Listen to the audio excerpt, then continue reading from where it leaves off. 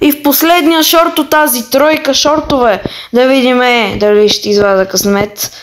И явно да, защото имам Legendary Star Drop 15-16 Star Drop по-късно. Сега да е нещо яко. Скин на Пам. Добре, летен скин.